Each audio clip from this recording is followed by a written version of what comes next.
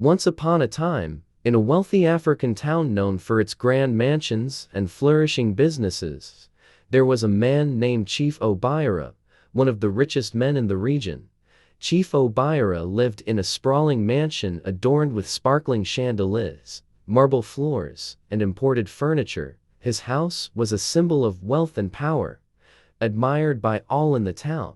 But beneath the splendor of his luxurious lifestyle lay a dark, unsettling mystery.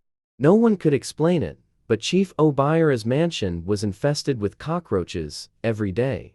They swarmed his pristine kitchen, crawled across his expensive furniture, and even invaded his bedrooms. This wasn't an ordinary infestation. It was as if the cockroaches had declared the mansion their home.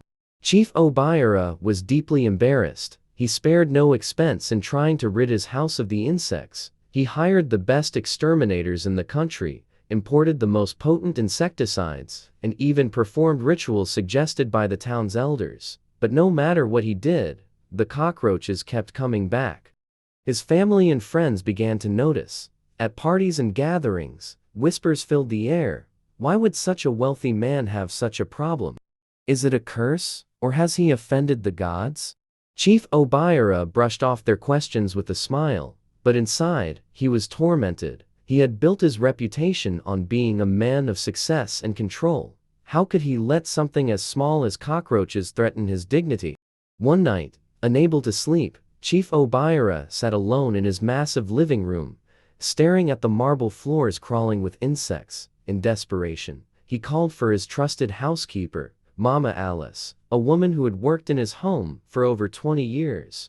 "Mama Alice," he said, his voice trembling, "do you know why this is happening? Is there something I've overlooked?" Mama Alice hesitated, wringing her hands nervously. "Chief," she began cautiously, "I have served in your house for many years, but there is something I have always wondered." "What is it? Speak freely," he urged. "Chief, this mansion was built on land that belonged to the Umugu family, wasn't it?" Chief Obiara stiffened. He remembered the land. Years ago, he had acquired it from a struggling widow named Obiama. She had pleaded with him not to take her ancestral land, but he had dismissed her, offering her money that she could not refuse. He built his mansion on the land, and thought nothing of it. "Yes, I bought the land from Obiama. What of it?" he asked impatiently. Mama Adaku's voice dropped to a whisper. "Chief, the land you built this house on is cursed. The Umugu family buried their dead here for generations. Obiama told me before she left that disturbing the land would awaken spirits that cannot rest. They often take the form of cockroaches." Chief Obiara's heart sank. He had heard stories of ancestral curses, but he had always dismissed them as superstitions. Still, the infestation had no logical explanation. Could it be true? Determined to uncover the truth, Chief Obiara sought out Obiama. After days of searching, he found her living in a small, dilapidated hut on the outskirts of the town. When she saw him, her eyes filled with anger and pain. "You've come here after all these years, Obiara?" she asked bitterly. "Obiama, I beg you, tell me the truth. Is there something wrong with the land I built my house on?" Obiama laughed bitterly. "You desecrated sacred ground, Obiara. That land belonged to my ancestors. You uprooted their graves for your greed. The cockroaches you see are not mere insects. They are the spirits of my ancestors, restless and angry. Until you make amends, they will not leave you." Chief Obiara fell to his knees, overwhelmed with guilt.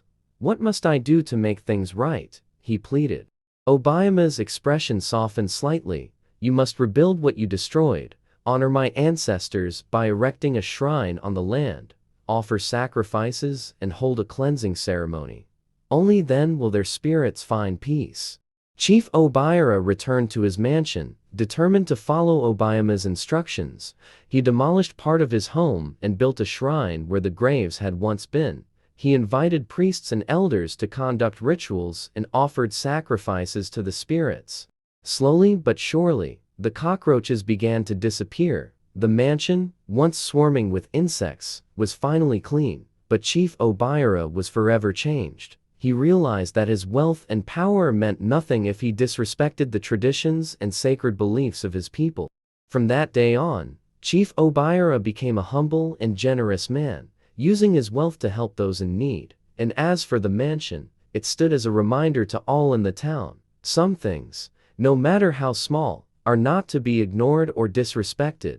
The moral lesson of this story is that greed and disregard for others' heritage can have grave consequences. Respecting traditions and the sacredness of the past ensures peace in the present and future.